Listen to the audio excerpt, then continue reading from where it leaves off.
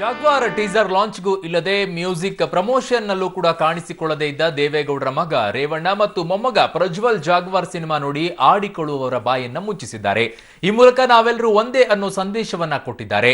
ಅಣ್ಣನ ಸಿನಿಮಾದ ಭರ್ಜರಿ ಓಪನಿಂಗ್ಗೆ ಥಿಯೇಟರ್ ಒಂದನ್ನ ಬುಕ್ ಮಾಡಿದ ಪ್ರಜ್ವಲ್ ರೇವಣ್ಣ ಸ್ನೇಹಿತರು ಅಭಿಮಾನಿಗಳ ಜೊತೆ ಚಿತ್ರವನ್ನ ವೀಕ್ಷಿಸಿ ಚಿತ್ರ ಶತದಿನ ಕಾಣಲಿ ಅಂತ ಹಾರೈಸಿದ್ರು. ಅವ್ರೇನ್ ಮಾತಾಡಿದ್ದಾರೆ ನೋಡಿ. ಪ್ರಜ್ವಲ್ ರೇವಣ್ಣ ಅವರಿದ್ದಾರೆ. ಅವರು ಯಾವ ರೀತಿಯಾಗಿ ತಮ್ಮ ಅಣ್ಣನ ಮುಂದಿನ ಭವಿಷ್ಯದ ಬಗ್ಗೆ ಮಾತಾಡ್ತಾರೆ ಅನ್ನೋದು ತಿಳ್ಕೊಳ್ಳೋಣ.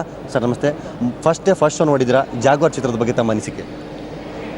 ಆಗಲೇ ಹೇಳ್ದಂಗೆ ಭಾಳ ಚೆನ್ನಾಗಿ ಬಂದಿದೆ, ತುಂಬ ಸಂತೋಷ ಆಯಿತು. ನಾನು ಎಕ್ಸ್ಪೆಕ್ಟ್ ಮಾಡಿರಲಿಲ್ಲ ಇಷ್ಟು ಒಳ್ಳೆ ಆ್ಯಕ್ಟಿಂಗ್ ಬರುತ್ತೆ ಅನ್ನೋ ಭಾವನೆಯಲ್ಲಿ.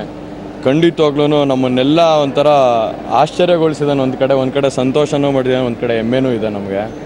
ಇವತ್ತು ಕುಮಾರಣ್ಣನ ಕೆಲಸ, ನೀವು ಆಗಲೇ ಹೇಳ್ದಂಗೆ ಕುಮಾರಣ್ಣನ ಕೆಲಸ ಮುಗಿದಿದೆ. ಇವಾಗ ಕರ್ನಾಟಕ ರಾಜ್ಯದ ಜನ ಹಾಗೂ ಬೇರೆ ಭಾಷೆನ ಹೆಂಗೆ ಬೇರೆಯವ್ರ ಜನ ನಾವು ನೋಡ್ತೀವೋ ಹಂಗೆ ಬೇರೆ ನಮ್ಮ ಭಾಷೆ ಜನನೂ ಬೇರೆಯವ್ರು ನೋಡಿ ಒಂದು ಅವನಿಗೆ ಆಶೀರ್ವಾದ ಮಾಡಬೇಕು, ಅವನ್ನ ಮೇಲೆ ಬರೆಸ್ಬೇಕು ಅನ್ನೋ ಒಂದು ವಿಶ್ವಾಸದಲ್ಲಿ ನಾನು ಮನವಿ ಮಾಡ್ಕೊತೀನಿ.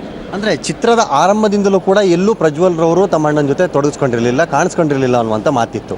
ಆದರೆ ಚಿತ್ರ ಬಿಡುಗಡೆ ಸಂದರ್ಭದಲ್ಲಿ ತಾವೇ ಖುದ್ದಾಗಿ ಥಿಯೇಟರ್ನ ಬುಕ್ ಮಾಡಿ ಎಲ್ಲರನ್ನ ಜೊತೆಗೆ ಕರ್ಕೊಂಡು ಬಂದು ಅಣ್ಣನ ಪ್ರೋತ್ಸಾಹಿಸೋ ಕೆಲಸ ಮಾಡಿದ್ದೀರಾ.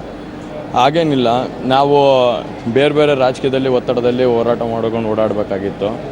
ಯಾಕಂದರೆ ಕುಮಾರಣ್ಣವರು ಒಂದು ಸ್ವಲ್ಪ ಬ್ಯುಸಿಯಾಗಿರೋದ್ರಿಂದ ಎಲ್ಲದನ್ನೂ ದೊಡ್ಡವ್ರಿಗೇ ನಾವು ಬಿಡಬಾರ್ದು ಅನ್ನೋ ಒಂದು ದೃಷ್ಟಿ ಇಟ್ಕೊಂಡು ನಾವುಗಳು ಕೂಡ ಓಡಾಡಿಕೊಂಡು ರಾಜಕೀಯದಲ್ಲಿ ಒಂದು ಸ್ವಲ್ಪ ಒತ್ತಡಗಳಿರೋದ್ರಿಂದ ಆ ಪರಿಸ್ಥಿತಿ ಇತ್ತು. ಆದರೆ ಯಾವತ್ತೂ ನಾನು ನಿಖಿಲ್ ಕುಮಾರಸ್ವಾಮಿ ಅವರಿಗೆ ಜೊತೆಗೆ ನಾನು ಯಾವತ್ತೂ ಸಾಥ್ ಕೊಟ್ಟಿಲ್ಲ ಅನ್ನೋ ಮಾತಿಲ್ಲ. ಖಂಡಿತವಾಗ್ಲೂ ನಾವೆಲ್ಲ ಒಗ್ಗಟ್ಟಾಗಿದ್ದೀವಿ. ನಿಖಿಲ್ ಕುಮಾರಸ್ವಾಮಿ ಅವರು ಫಿಲಮಲ್ಲಿ ಇರಬೇಕು ಅಂತ ಅವ್ರು ಏನು ಆಸೆ ಪಟ್ಟಿದ್ದಾರೆ, ಅದಕ್ಕೂ ಕೂಡ ನಾವು ಯಾವಾಗಲೂ ಸಪೋರ್ಟಲ್ಲಿ ಇರ್ತೀವಿ. ಯಾಕಂದರೆ ದೊಡ್ಡವ್ರು ಯಾವಾಗಲೂ ಹೇಳ್ತಾ ಇರ್ತಾರೆ ಒಂದು ಮಾತನ್ನ, ಯಾರಿಗೆ ಏನು ಆಸೆ ಇರುತ್ತೋ ಅದನ್ನು ಪೂರೈಸಬೇಕು ಹೊರತು ನಾವು ಬಲವಂತವಾಗಿ ಏನೂ ಅವ್ರನ್ನ ಎಳ್ಕೊಂಬರ್ಬಾರ್ದು ಅದಕ್ಕೆ ಅಂತ. ಈಗ ನನ್ನ ಇಷ್ಟದಂತೆ ನಾನು ರಾಜಕೀಯದಲ್ಲಿದ್ದೀನಿ, ರಾಜ್ಯದ ಯುವ ಜನರಿಗೆಲ್ಲ ನಾನು ಶಕ್ತಿ ಕೊಡ್ತಾ ಇದ್ದೀನಿ. ಅವನ ಇಷ್ಟದಂತೆ ಅವನು ಸಿನಿಮಾ ಇಂಡಸ್ಟ್ರಿಲಿದ್ದಾನೆ. ಖಂಡಿತವಾಗ್ಲೂ ಕನ್ನಡ ಇಂಡಸ್ಟ್ರಿಗೂ ಮತ್ತು ಹಾಗೂ ನಮ್ಮ ರಾಜ್ಯದ ಎಲ್ಲ ಕಲಾವಿದರುಗಳಿಗೂ ಅವನ್ನ ಒಬ್ಬನಾಗಿ ಅವನು ನಮ್ಮನ್ನು ಒಂದು ಕುಟುಂಬದವನಾಗಿ ಅವನ ರಾಜ್ಯದ ಜನತೆಯವರು ಅಕ್ಸೆಪ್ಟ್ ಮಾಡಬೇಕು, ವಿಶ್ವಾಸದಿಂದ ಅವನಿಗೆ ಆಶೀರ್ವಾದ ಮಾಡಬೇಕು ಅಂತ ಹೇಳೋಕ್ಕೆ ಇಷ್ಟಪಡ್ತೀನಿ.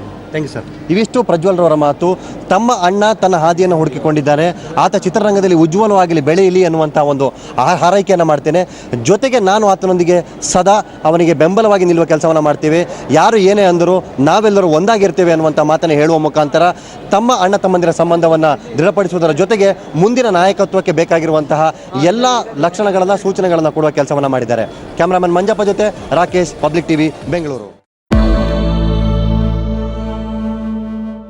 ಕಾವೇರಿ ವಿಚಾರದಲ್ಲಿ ರಾಜ್ಯ ಸರ್ಕಾರ ತೆಗೆದುಕೊಂಡಂತಹ ಹಲವಾರು ನಿರ್ಧಾರಗಳು ಗಟ್ಟಿಯಾದವು ಹಾಗೂ ಪ್ರತಿಪಕ್ಷಗಳು ವಿರೋಧ ಪಕ್ಷಗಳು ನಿಂತಹ ರೀತಿ ಮತ್ತು ನಮ್ಮ ನಾಯಕರು ಬಿರುಸಿಲ್ಲದೆ ಪುರಸೊತ್ತಿಲ್ಲದೆ ಮಾಡಿದ ಓಡಾಟಗಳು ಈ ಎಲ್ಲ ನಿನ್ನೆ ಒಂದು ರಿಲೀಫ್ ಅನ್ನ ಕೊಡ್ತು.